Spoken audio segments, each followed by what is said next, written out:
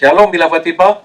Minggu lalu kita telah belajar bahwa kebaikan Tuhan adalah kebaikan yang diberikan walau tidak layak, tidak diusahakan dan tidak pantas diterima oleh orang yang menerimanya. Jadi, mengapa kebaikan itu diberikan kepada orang yang tidak pantas menerimanya itu? Sebabnya adalah karena seseorang telah membayar lunas harganya untuk berkat itu diberikan. Dan seseorang itu adalah Yesus Kristus.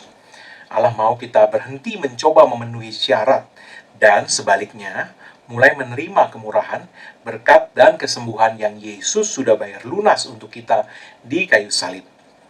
Saat dia tergantung di kayu salib 2000 tahun yang lalu, dia telah berteriak menyatakan, sudah selesai. Segala sesuatu yang Anda dan saya butuhkan untuk kita berhak dan layak dan dapat diberkati sepanjang hidup ini sudah dicapai Yesus di Kalvari atas nama kita. Segala tuntutan, segala syarat, semua yang dibutuhkan, Yesus sudah menyelesaikannya semuanya dan memenuhi segalanya. Karena itu, sikap kita untuk mendapatkan berkat Tuhan bukanlah berusaha untuk mencapainya, melainkan membuka diri untuk menerima kebaikannya. Berhentilah berusaha mencapai apa yang sudah dicapai Yesus, dan sebaliknya, mulailah menerima apa yang Yesus telah bayar lunas untuk kita. Hari ini, kita akan menggali lebih lanjut mengenai hal ini, khususnya mengenai iman yang seperti apa, yang menempatkan kita di posisi untuk menerima kebaikan Tuhan, yang tanpa syarat itu dengan maksimal dan konstan. Sebelum kita lanjutkan, mari katakan dulu bersama. Kebaikan dan kasih karunia Tuhan saat kita paling tidak layak menerimanya. Sekali lagi, katakan, kebaikan dan kasih karunia Tuhan saat kita paling tidak layak menerimanya. Mari kita lihat Filipi pasal 3 ayat 9. Dikatakan demikian, bukan dengan kebenaranku sendiri karena mentaati hukum Taurat, melainkan dengan kebenaran karena kepercayaan kepada Kristus, yaitu kebenaran yang Allah anugerahkan berdasarkan kepercayaan. Sekali lagi, bukan dengan kebenaranku sendiri karena mentaati, bukan karena tidak mentaati ya, karena mentaati hukum Taurat. Bukan dengan kebenaranku sendiri karena mentaati hukum Taurat, melainkan dengan kebenaran karena kepercayaan kepada Kristus, yaitu kebenaran yang Allah anugerahkan berdasarkan kepercayaan. Rasul Paulus mengatakan, bukan dengan kebenaranku sendiri yang berasal dari usaha mentaati hukum Taurat, tapi dengan kebenaran yang diberikan oleh Allah karena kepercayaan kepada Kristus.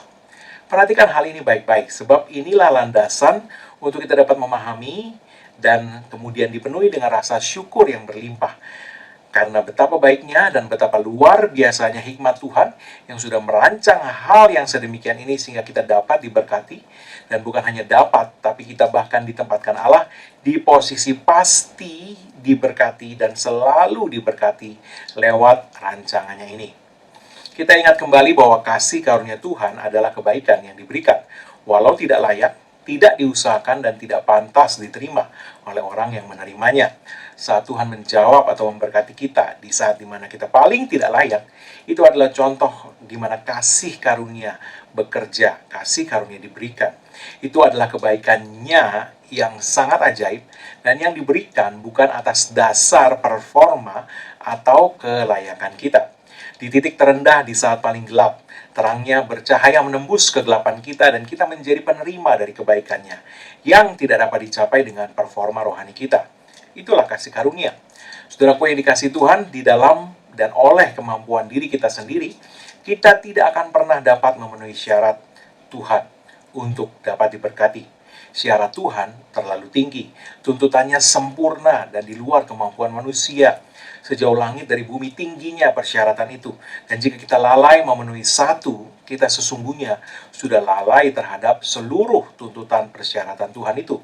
Dengan berusaha memenuhi tuntutan persyaratan Tuhan untuk dapat diberkati, kita tidak pernah akan bisa diberkati.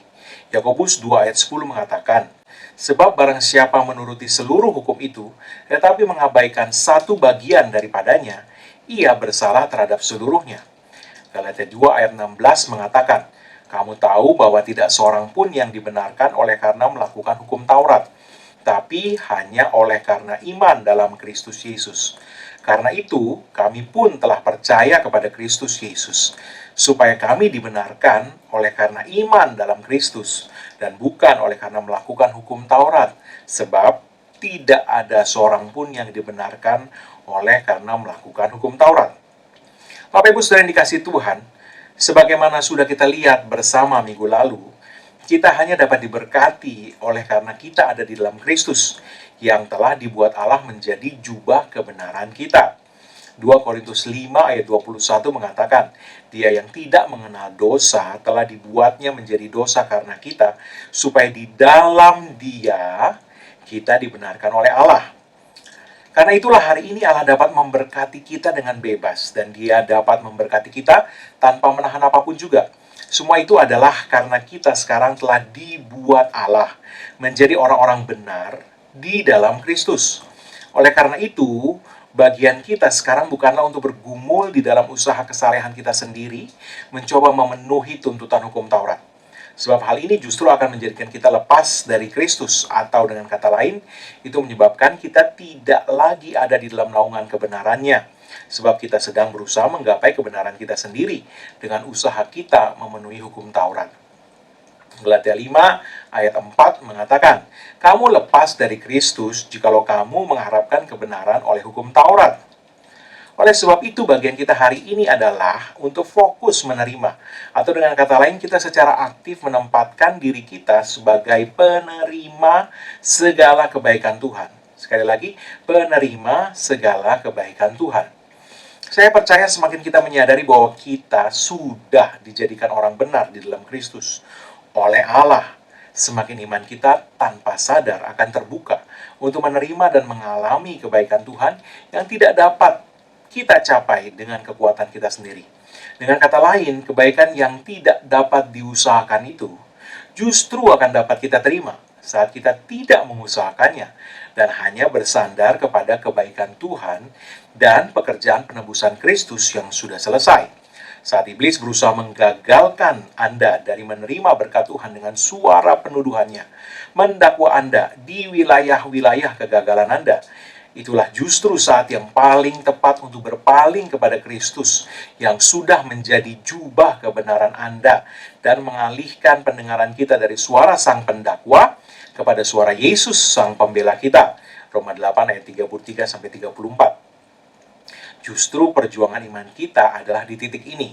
Mengapa? Sebab di titik inilah kita akan dipancing iblis untuk berpaling dari iman kepada Yesus sebagai kebenaran kita, kepada mengandalkan diri sendiri untuk mencapai kebenaran sendiri. Kalau suara dakwaan musuh berhasil mempengaruhi hati kita dan memancing kita untuk berusaha mencoba memperbaiki kesalahan apa yang didakwakan oleh musuh itu, maka kita sedang beralih dari iman kepada kekuatan daging kita untuk mencapai kebenaran kita sendiri. Tapi jika kita mempertahankan iman kita di sini, yaitu dengan mengarahkan telinga kita kepada Yesus sang pembela kita yang mengingatkan kita bahwa Dia sendirilah jubah kebenaran kita, dan kita menolak untuk terpancing memperjuangkan kebenaran kita sendiri, melainkan tetap bersandar kepada Kristus sebagai jubah kebenaran kita, maka tipu muslihat iblis untuk membuat kita lepas dari Kristus dan berhenti bersandar kepadanya telah berhasil digagalkan. Pertarungan iman kita justru dimenangkan dengan terus bersandar saja kepada Kristus dan penebusannya yang sudah selesai sebagai landasan kebenaran kita sekarang. Pertarungan iman yang benar adalah pertarungan untuk tetap percaya bahwa kita telah dijadikan benar oleh Allah karena iman dalam Kristus dan bukan karena usaha mentaati hukum Taurat. Justru dengan demikianlah berkat Tuhan dapat mengalir dengan bebas kepada kita. Mengapa? Sebab dengan kebenaran Allah yang menjadi kebenaran kita, maka standar Allah yang maha tinggi untuk kita dapat diberkati menjadi terpenuhi. Sedangkan jika kita mengandalkan kebenaran kita sendiri, dengan usaha dan performa kesalehan kita sendiri mencoba mencapai standar Allah, kebenaran kita sendiri itu tidak akan pernah dapat mencapai standar Allah yang maha tinggi. Paulus saat berbicara mengenai segala pencapaiannya di bawah hukum Taurat mengatakan bahwa dia menganggap semuanya itu sampah supaya aku memperoleh Kristus dan berada dalam Kristus bukan karena kebenaranku sendiri karena mentaati hukum Taurat, melainkan dengan kebenaran karena kepercayaan kepada Kristus, yaitu kebenaran yang Allah anugerahkan berdasarkan kepercayaan. Filipi 3 ayat 8 dan 9. Jadi sekali lagi, kita tegaskan bahwa Alkitab jelas menunjukkan adanya dua jenis kebenaran, yaitu yang pertama, kebenaran yang diraih dari ketaatan dan usaha kita supaya dapat mencapai kebenaran itu. Dan yang kedua, kebenaran yang dianugerahkan Allah karena iman kepada Yesus Kristus. Hanya satu dari kedua kebenaran itu yang mempunyai dasar yang tidak tergoyahkan. Mengapa? Sebab yang satu dibangun di atas diri kita sendiri dan kemampuan kita untuk memenuhi tuntutan hukum Taurat. Sedang yang satu lagi dibangun di atas batu karang yang teguh, yaitu Yesus Kristus. Kita tahu bahwa tidak seorang pun yang teguh seperti Yesus, yang tidak berbuat dosa sama sekali, sekalipun dicobai dalam segala hal. Sebaliknya, kita sudah menyadari bahwa semua manusia naik turun dalam berbagai hal, termasuk iman, kesalehan, dan sebagainya. Kalaupun perbuatan kita terlihat benar, tapi apakah pikiran, perasaan, kemauan, motivasi kita 100% konsisten di setiap waktu memenuhi standar Tuhan yang maha tinggi? Kita tahu bahwa firman Tuhan sendiri menyatakan, tidak ada seorang pun yang teguh di setiap waktu. Galatia 2 ayat 16 mengatakan, kamu tahu bahwa tidak seorang pun yang dibenarkan oleh karena melakukan hukum Taurat, tapi hanya oleh karena iman dalam Kristus Yesus. Sebab itu kami pun telah percaya kepada Kristus Yesus, supaya kami dibenarkan oleh karena iman dalam Kristus Yesus, dan bukan oleh karena melakukan hukum Taurat. Sebab tidak ada seorang pun yang dibenarkan oleh karena melakukan hukum Taurat. Karena kita naik turun dalam berbagai hal, maka kebenaran yang dibangun di atas diri kita dan kemampuan kita bukanlah kebenaran yang tidak tergoyahkan. Kebenaran itu naik turun. Oleh sebab itu, dasar ini bukanlah dasar yang dapat menjadi dasar yang pasti untuk mendapatkan berkat Tuhan. Jika seseorang mengandalkan dasar ini, maka dia hanya dapat memiliki keyakinan sewaktu-waktu untuk berdoa atau meminta pertolongan atau berkat Tuhan, yaitu saat dia sedang merasa bahwa performa rohaninya sedang berada dalam keadaan baik dan memenuhi syarat. Perhatikan, kelemahan dari hal ini adalah orang itu sendiri yang mempertimbangkan atau menghakimi dirinya sendiri apakah performa rohaninya sedang dalam keadaan baik atau tidak. Berbeda dengan kebenaran yang landasannya adalah Kristus sendiri. Kebenaran ini karena landasannya adalah Kristus yang kebenarannya tidak berubah-ubah dan tidak naik turun, maka kebenaran ini memberikan keyakinan di segala waktu untuk mendapatkan kebaikan Tuhan yang tidak dapat dicapai dengan perbuatan baik tadi. Perhatikan bahwa kebenaran ini adalah kebenaran yang sempurna karena Kristus sendiri adalah yang dipertimbangkan atau yang dinilai untuk kebenaran itu. Dan Kristus tidak pernah melanggar hukum Taurat, tidak pernah berbuat dosa sekalipun dicobai dalam segala hal. Kristus telah dinyatakan oleh Allah sendiri memenuhi syarat untuk menjadi kebenaran bagi kita. Sebab itulah Allah menjadikan Kristus kebenaran bagi kita. Bapak Ibu Saudara yang kasih Tuhan, kebenaran ini memenuhi standar Allah sendiri. Jadi ini berbeda dengan kebenaran yang diusahakan oleh manusia sendiri yang naik turun tadi. Kebenaran Kristus konstan dan tidak pernah berubah. Dan kebenaran itu memenuhi standar yang tertinggi dari Allah sendiri. Disinilah iman kita perlu dilatih untuk terus bersandar kepada Kristus dan tidak sampai teralihkan oleh tipu muslihat iblis sehingga beralih kepada mengusahakan kebenaran sendiri, mengandalkan diri sendiri, mengejar kebenaran sendiri dengan mengusahakan kesalehan sendiri. Perhatikan tadi, kebenaran yang pertama yang mengandalkan diri sendiri itu dihakimi oleh diri kita sendiri. Kita yang merasa yakin pada saat kita merasa kita sedang memenuhi syarat. Sebaliknya, kebenaran Yesus selalu memenuhi syarat bukan atas dasar penilaian kita, tapi atas dasar penilaian Allah sendiri. Sehingga kebenaran Yesus itu adalah satu-satunya kebenaran yang dapat kita andalkan untuk menjadi landasan pasti kita selalu diberkati. Bapak Ibu Saudara yang dikasihi Tuhan, bahkan di saat kita sedang merasa tidak layak atau saat kita sedang didera oleh pendakwaan iblis, kita terus harus menyandarkan iman kita kepada Kristus dan tetap percaya bahwa kita telah dijadikan benar oleh Allah karena iman dalam Kristus dan bukan karena usaha mentaati hukum Taurat. Ini yang perlu iman kita pegang terus dengan konsisten. Ingatlah baik-baik, adalah iman kita kepada kebenaran dari Kristus sebagai kebenaran kita yang memberikan kita hak penuh dan jalan bebas hambatan kepada segala kebaikan Tuhan dan kasih karunia-Nya. Sekali lagi, adalah iman kita kepada kebenaran dari Yesus sebagai kebenaran kita yang menjadikan kita memiliki hak penuh dan jalan bebas hambatan kepada segala kebaikan Tuhan dan kasih karunia-Nya. Hari ini, apa yang Yesus sudah lakukan di kayu salib, karena itu kita dapat memiliki ekspektasi penuh bahwa hanya hal-hal baik yang akan datang kepada kita sebagai bagian kita, karena kebenaran Yesus lewat salib itu telah menjadi milik kita. Karena Yesus sudah menjadi jubah kebenaran kita, kita dapat meminta kepada Tuhan dengan penuh keyakinan untuk segala hal-hal besar yang menjangkau jauh ke masa depan, yang penuh harapan dan berkat untuk kita dan keluarga kita, dengan penuh keyakinan di segala waktu. Kenapa? Karena kebenaran yang mendasari keyakinan ini, kebenaran Yesus itu, bukanlah kebenaran hasil usaha manusia yang naik turun, tetapi kebenaran yang Yesus miliki, yang kekal, yang dianugerahkan kepada kita, yang menjadi naungan, yang menjadi jubah kita. Kebenaran Kristus menjadi jubah kebenaran kita, dan kebenaran Kristus kekal, konstan selama-lamanya. Kebenaran itu tidak kita terima karena kita layak, karena kita mengusahakannya, tapi sekali lagi karena iman kepada Kristus. Kebenaran Kristus menjadi dasar dari hak kita yang pasti untuk diberkati, bahkan di saat kita sedang merasa paling tidak layak diberkati. Jangan biarkan suara sang pendakwa menggagalkan Anda menerima berkat Tuhan. Bapak Ibu Saudara yang dikasihi Tuhan, dengan landasan yang pasti ini, maka kita juga memiliki kepastian akan suplai supranatural Allah atas segala kebutuhan kita. Filipi 4 ayat 19 mengatakan, Allahku akan memenuhi segala keperluanmu menurut kekayaan dan kemuliaannya dalam Kristus Yesus.